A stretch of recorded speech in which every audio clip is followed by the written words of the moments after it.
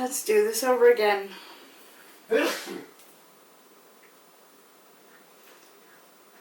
Happy Halloween, day 2, Vlogmas. Not Vlogmas. Vlog-o-ween! Oh my god, I'm so tired. I didn't do anything. I've got my black cat shirt, and that's it. And my jack pants. I don't really have a story for day 2. So I thought I would talk about some haunted places in Minnesota. And we lived in a house in Esco, and I was about 8, 9, 3rd grade. It was kind of a house, not out, it was out in the country, and there was like a little cul-de-sac thing, you know, you drove down, and there was houses along the road. But it was like out in the middle of farm fields. And Esco was a really tiny town with like a little tiny, like, I don't know, like a one grocery store type town, between like Cloquet and Duluth. And Duluth was only like, I have no idea, half an hour away. It wasn't that long. But we moved into a house, and I only found out later that the previous owner had died outside. She had fell on the steps and died. That house, though, I didn't really have anything happen to me. My parents said that they heard people or someone running up and down the steps one night. The basement was creepy. The basement was really creepy. Like, it just had this dark vibe about it. But we didn't stay there long.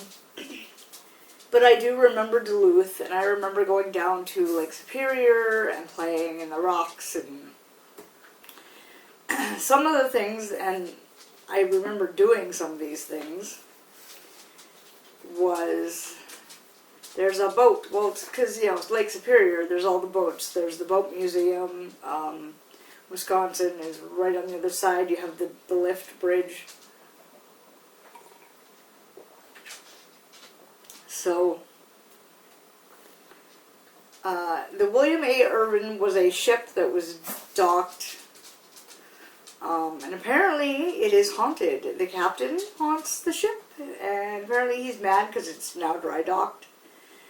Crew members, one man died because he fell off a ladder, and his family actually has confirmed that this was suspicious.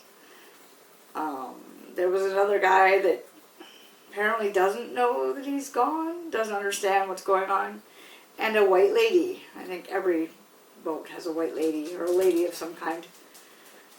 But the William A. Irvin also does haunted tours. So October, if you're out there, they give haunted tours, and I think that would be really fun to see. The Anger Tower, and I'm sorry if I pronounce any of these wrong. Anger Tower, apparently there was a suicide off the 5th floor, and this tower is just a tower with like big open windows, and that I've been to. But again, I had good memories of this place. We had a good time. I mean, you could see forever up there. Apparently the Duluth Depot has a ghost, or is haunted, and has haunted things. The University of Minnesota. So I'm like, all universities have ghost stories. So that's no surprise.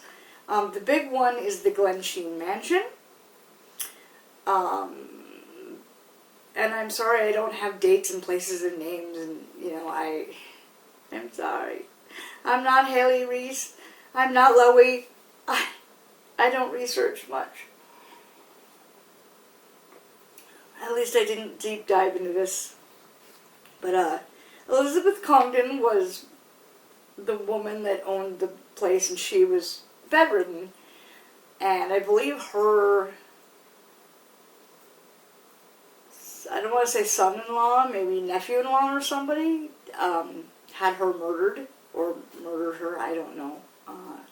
But her nursemaid was also murdered that night, and apparently both of them still haunt the grounds. And for the longest time, the University of Minnesota they own the building now, but they didn't want to talk about the ghosts, and they weren't gonna talk about the ghosts.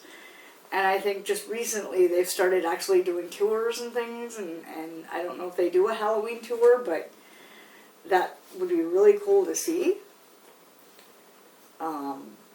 So apparently also the Duluth airport has a few ghosts. I'm gonna say this wrong, the Nopiming Sanatorium has ghosts and ghost stories, and that place has been haunted forever. And if you want to go get your spook on anywhere near Minnesota or anywhere near Duluth area, there's a place called the Haunted Shack and Hayride in Carlton, Minnesota. So if you've been to the Haunted Shack, or if you've been to the haunt, let me know, and let's see. I'd like to hear about your experience there. Or if you guys know anything about any other haunts in Minnesota or Duluth, in the Duluth area, Duluth, Cloquet, Superior, let me know. I want to hear your ghost stories. I know that I used to go to the Superior, the Maritime Museum, and that was actually on Ghost Hunters. I think Ghost Hunters went there. I can't really remember what they found, but that place was cool. That building was very cool. It was just cool to see. So I don't know if there was stuff going on in it, but it was a really cool, like, not spooky, but I mean, it was a cool maritime with ships and boats, and they had like actual recreations of the rooms on deck, and they had old bells and captain's wheels and all kinds of fun stuff in that place.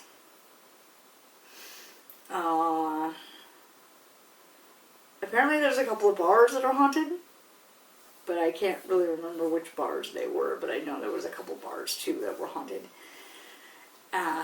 Like I said, I'm tired. It's only day 2, so yeah. I just got done watching the Shane Dawson Jeffree Star. The first video of that one. That's interesting. We'll see how it plays out. I don't know. We'll see. It made me cry, and it made me happy, and so I hope I'm not wrong. I hope things are good, or stay good, or not how I think they're going to turn out, so. But I'm off track. I'm going to go pass out. I will see you tomorrow for another spooky story. Tomorrow's story, I'm going to talk about Fisher, Minnesota. Another Minnesota. So we'll talk about the haunted farmhouse that my sister lived in and her family. So, alright. Good night, guys. Stay spooky. Bye.